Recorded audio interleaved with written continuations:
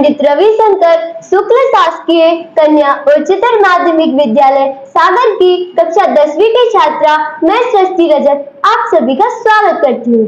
आज हम उपस्थित हैं संयुक्त संचालक लोक शिक्षण संभाग सागर डॉक्टर मनीष वर्मा जी के कार्यालय में हस्तलिखित पत्रिका के लिए उनका साक्षात्कार लेने।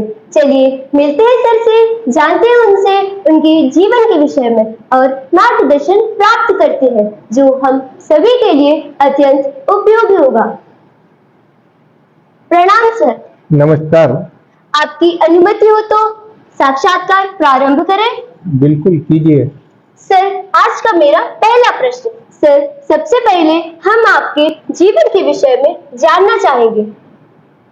मेरा जीवन जो बचपन का है वो अपने पिताजी के साथ में, उनकी नौकरी के साथ में, जहाँ जहाँ उनका स्थानांतरण होता रहा उनके साथ साथ परिवार सहित हम लोगों भी स्थानांतरित होते रहे और प्राथमिक विद्यालय की पढ़ाई और माध्यमिक और उसके बाद में उच्चतर माध्यमिक विद्यालय की पढ़ाई और महाविद्यालय की पढ़ाई विभिन्न स्थानों पर की है और उन सब में अलग अलग प्रकार के शिक्षक, अलग अलग विद्यार्थी संपर्क में आए, साथी लोग थे। तो बड़ा अच्छा लगा कि अलग अलग संस्कृति के बीच में पढ़ने का मौका मिला। तो उसका जो है भारत की जो विविधता है वो बचपन से ही जानने की अवसर मिला, सौभाग्य मिला। और जो हमारी भारत की विशेषता है, भारतीय संस्कृति की विशेषता है कि विविधता में एकता और किस तरह से हम आपस में सामंजस्य बनाते हुए विभिन्न संस्कृति के लोग मिलजुल करके इस देश को आगे बढ़ा रहे हैं, वो बचपन से ही सीखने का मौका मिला। सर, आपका प्रिय विषय और प्रिय शिक्षक कौन रहा और क्यों? मेरा प्रिय विषय गणित रहा है और गणित पढ़ाने वाले शिक्षक श्री अंबालाल जी पंचाल मेरे प्रिय शिक्षक रहे हैं। और उसकी वजह भी है कि श्री अंबालाल जी पंचाल जिस समय हम प्राथमिक और माध्यमिक स्तर में पढ़ते थे तो वो लगभग 6 किलोमीटर से दूर से साइकिल चला करके गांव से रोज स्कूल आते और साइकिल से आना जाना करते थे और बिल्कुल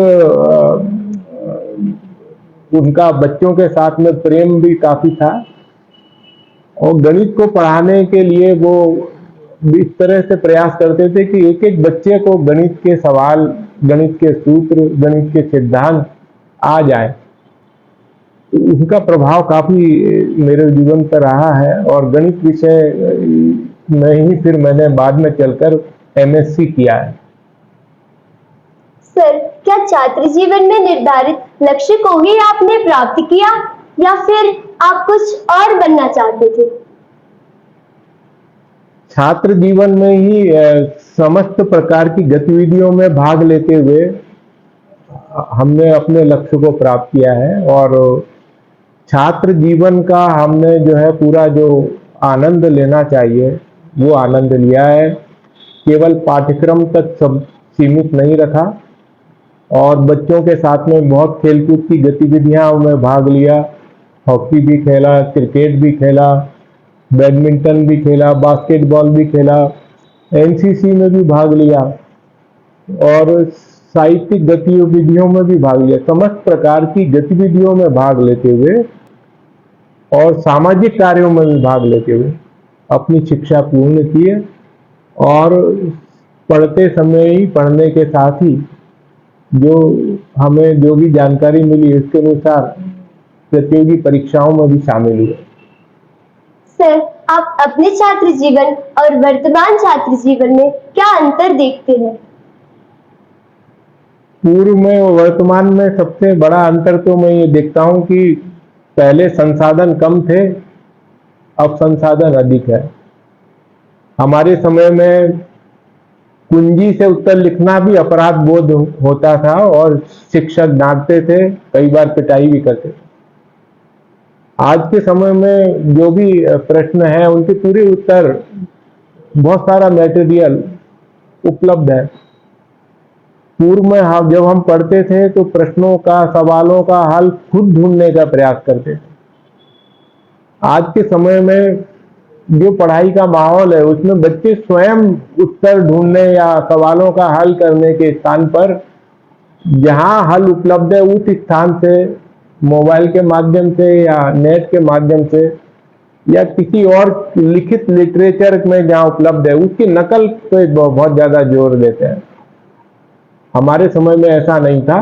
हम लोग गणित की जो एस.एल. लोनी की पुस्तक पढ़ते थे जिसमें एक उदाहरण होता था और कम से कम उस उदाहरण पर आधारित 25 अनसॉल्व सवाल होते थे।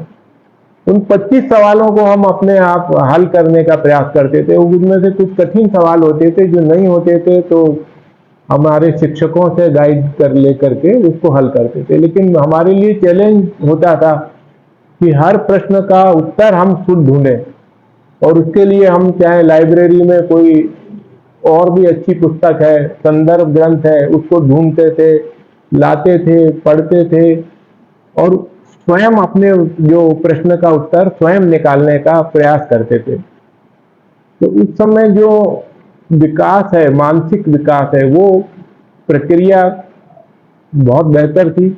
वर्तमान में हम लोग ये सब प्रयास नहीं करते हैं तो मानसिक जो क्षमता है उसकी जो विकास है वो उतना नहीं दिखाई देता जितना पहले होता था। विशेषतः कक्षा 9वीं से 12वीं तक के विद्यार्थियों के लिए अपने लक्ष्य की पूर्ति हेतु विशेष प्रयास क्या होने चाहिए? मैं सभी जो वर्तमान में बच्चे पढ़ रहे हैं वो मुझे उनसे यही कहना है कि कोई भी लक्ष्य कठिन नहीं है, पहली बात।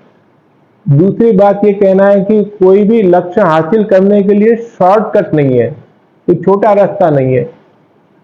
आपको जो पुस्तक है उसमें जो अभी वर्तमान में मध्य प्रदेश शासन ने एनसीईआरटी का पाठ्यक्रम लागू किया गया, उसके प्रत्येक पाठ में जो भी गतिविधि दी गई है उस गतिविधि में आप भाग लें, करें, सीखें, स्वयं करके सीखें, स्वयं हल करने का प्रयास करें। प्रयास इस बात का करें कि वो सवाल वो किस सिद्धांत पर आधारित है, वो प्रश्न हल करने के लिए क्या क्या चीजें जरूरत है, क्या ज्ञात करना है, इसको अच्छे से समझें और स्वयं हल करने का प्रयास करें। बना बनाया सॉल्यूशन या कोई गाइड या कोई मोबाइल या नेट से नकल करने के स्थान पर हम अपने दिमाग को केंद्रित करके, एकाग्र करके यदि हम ढूंढेंगे तो हर प्रश्न का उत्तर मिलेगा।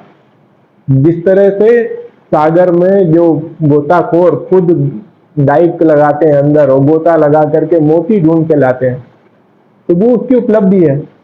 लेकिन उसकी मोती का हम किसी दूसरे का निकाला हुआ मोती का हम फोटो खींच करके या अपने हाथ में लेकर के कहें कि हमने ये मोती लिया है, तो वो गलत है। हम स्वयं मेहनत करेंगे तो निश्चित रूप से हम किसी भी प्रतियोगी परीक्षा में असफल नहीं होंगे। और मैं आप सबसे ये कहना चाहता हूं कि जो 9वीं, 10वीं, 11वीं, 12वीं का जो पाठ्यक्रम है यही बुनियादी पाठ्यक्रम है जो राष्ट्रीय स्तर के और राज्य स्तर की सभी प्रतियोगी परीक्षाओं में पूछा जाता है। चाहे 9वीं 10वीं की गणित हो, विज्ञान हो, सामाजिक विज्ञान हो, अंग्रेजी भाषा हो, हिंदी भाषा हो, हर विषय को आप महत्व दें, अच्छे से अध्ययन करें, पूरे पाठ को पढ़ें। केवल बोर्ड परीक्षा पास करने को दृष्टिकोण से उतना ही पाठ्यक्रम नहीं पढ़ें जितना केवल परीक्षा पास करने के लिए जरूरी है, या परीक्षा में आने वाले प्रश्नों का ही अध्ययन नहीं करें, बल्कि पाठ्यक्रम में जो भी संदर्भ ग्रंथ दिए गए हैं उसको गहराई से पढ़ें। उन पाठों को गहराई से आप पढ़ेंगे तो आपकी अपनी समझ विकसित होगी और आप किसी भी प्रकार के प्रश्न का उत्तर दे पाएंगे। किसी भी परिस्थिति का, किसी भी वस्तुओं का अपने शब्दों में व्याख्या कर पाएंगे। ये होना बहुत जरूरी है, स्वयं की समझ विकसित होना जरूरी है। सर, स्कूल शिक्षा विभाग में आपके पद की क्या भूमिका होती है, कृपया समझाएं। भूमिका बड़ी विस्तृत है। सागर संभाग में 6 जिले हैं और 6 ही जिलों के में सभी प्राथमिक माध्यमिक शालाएं हैं, हाई स्कूल और हायर सेकेंडरी विद्यालय हैं, शासकीय भी हैं, अशासकीय भी हैं। सभी विद्यालयों का अपने जो संचालन है वो जिले की टीम करती है। जिला शिक्षा अधिकारी, जिला परियोजना समन्वयक, सहायक संचालक, विकासखंड के विकासखंड शिक्षा अधिकारी, विकासखंड स्रोत समन्वयक, पूरा एक चैनल है। और विकासखंड के बाद जिला, जिला के बाद में संभाग, तो पूरी चैनल से उसकी प्रभावी मॉनिटरिंग करें। सभी विद्यालयों में बच्चों की पढ़ाई हो, समय पर विद्यालय खुले, शिक्षक पढ़ाएं, उनको तैयारी करें, सभी परीक्षाएं सुचारू रूप से आयोजित हो और अकादमिक कार्यक्रम के साथ साथ साहित्यिक और सांस्कृतिक गतिविधियां हैं, प्रतियोगिताएं हैं, विद्यालय स्तर से विकासखंड स्तर पर, फिर जिला स्तर पर, फिर संभाग स्तर पर सभी प्रतियोगिताएं समय पर हो। सभी बच्चों के लिए खेलकूद की जो गतिविधियां हैं वो सुचारू रूप से आयोजित हो और हमारी जो प्रतियोगिता होती है विकासखंड की, जिले की, संभाग की, उनमें जो चयनित दल है वो राज्य स्तर पे सहभागिता करते हैं। तो समस्त आयोजन पूरा शैक्षिक कैलेंडर होता है मध्य प्रदेश शासन का, स्कूल शिक्षा विभाग का। उस शैक्षिक कैलेंडर के अनुसार सारी गतिविधियां सुचारू रूप से हो और हमारे यहाँ के जो विद्यार्थी हैं वो न केवल अपने विद्यालय का बल्कि जिले का, संभाग का, पूरे प्रदेश में, देश में नाम रोशन करें, वो वहां तक पहुंचे। ये सब कार्य करने के साथ साथ विभागीय योजनाएं हैं जिनके माध्यम से बच्चों को छात्रवृत्ति का उनके बैंक खाते में पेमेंट होता है। जो बच्चे कक्षा 6 और 9 में प्रवेश लेते हैं शासकीय विद्यालय में, उनको साइकिल दी जाती है जो दूसरे गांव से हमारे यहाँ आते हैं। इसके अलावा निःशुल्क पाठ्य पुस्तक का वितरण होता है।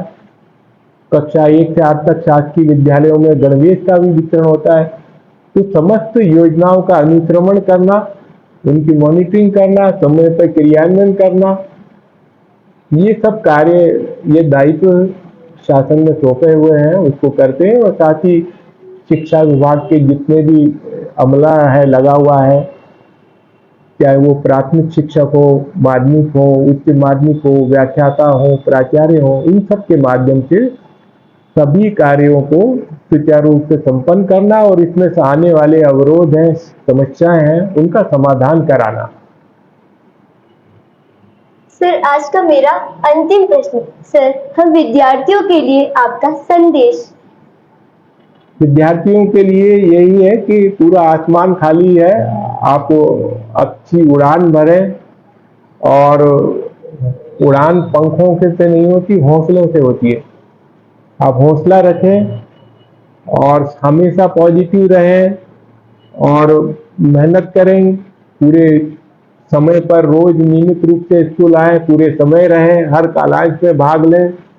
शिक्षक द्वारा जो कक्षा में बताया जा रहा है उसको अच्छे से समझें, सुने, पढ़ें, कक्षा कार्य करें और घर जाकर उस चीज को पुनरावृत्ति करें, पुनः दोहराएं और अपना गृह कार्य करें। विषयवार अपने अपने नोट्स बनाएं और सभी गृह कार्य और कक्षा कार्य को अपने शिक्षक को चेक कराएं। अगर कोई गलत है तो उसको गलतियों को सुधारें और अपनी जीवन में नियमित रहें। रोज करना है ये काम। हम विद्यार्थी हैं तो हमारा काम है अध्ययन करना। नियमित रूप से अध्ययन करें, रोज पढ़ें, हमारा टाइम टेबल बनाएं। विद्यालय का टाइम टेबल तो बना ही है, घर पर भी हम कक्षा 9वीं, 10वीं, 11वीं, 12वीं के जो विद्यार्थी हैं, माध्यमिक विद्यालय के भी जो विद्यार्थी हैं 6, 7, 8 के, सब अपना घर पे टाइम टेबल बनाएं और उस टाइम टेबल अनुसार सभी विषयों का घर पर भी अध्ययन करें और अपने माता पिता का, अपने गुरुजनों का सम्मान करें। जो कार्य हमारा हम स्वयं कर सकते हैं उसको हमें करना चाहिए। मैं ये भी बताना चाहता हूँ कि जब हम पढ़ते थे तो हम लोग स्कूल में पढ़ते थे 6ठी, 7वीं, 8वीं में, तो घर की सब्जी लेने के लिए भी हम बाजार जा करके सब्जी लाते। तो घर के काम में भी हम अपने माता पिता की मदद करते थे। आटा चक्की पे जाते थे, गेहूं भी पिसवाने के लिए ले जाते थे। तो जो घर के काम है उसमें हम आधा घंटा, 1 घंटा, हम 24 घंटे तो पढ़ाई नहीं करते। 6 से 8 घंटा हमारा खाना, सोना इनमें निकल जाता है। 8 घंटे के लिए हम स्कूल के लिए आना जाना सही मान लें तो भी हमारे पास में काफी समय है। कि हम घर पे 3-4 घंटे पढ़ भी लेंगे तो भी हम हमारे घर का जो भी काम है, माता पिता के काम में भी हमें मदद करना चाहिए और अपने हाथ से काम करने में किसी प्रकार की हीन भावना महसूस नहीं करना चाहिए। हमारा अपना काम है और हम अपने देश पर, हमारे देश की संस्कृति पर गर्व करना चाहिए। राष्ट्रीय एकता और अखंडता को बनाए रखना चाहिए। हमें देशभक्त और योग्य नागरिक बनना चाहिए, सचरित नागरिक बनना चाहिए। हम सबको, कई बार हम देखते हैं कि प्राकृतिक आपदा आ जाती है, बाढ़ आ जाती है, तो जो हमसे संभव है मदद करना चाहिए। पर्यावरण की हमें रक्षा करनी चाहिए। कई बार रोड एक्सीडेंट हो जाता है, कोई घायल पड़ा रहता है, मदद का इंतजार करता रहता है, हम लोग साइड से निकल जाते हैं। तो हमें जहां तक संभव हो, जो दूसरे की मदद भी हमें करनी चाहिए। धन्यवाद सर, आपने अपने व्यस्ततम क्षणों में से अपना अमूल्य समय हमें दिया और हमारा मार्गदर्शन किया।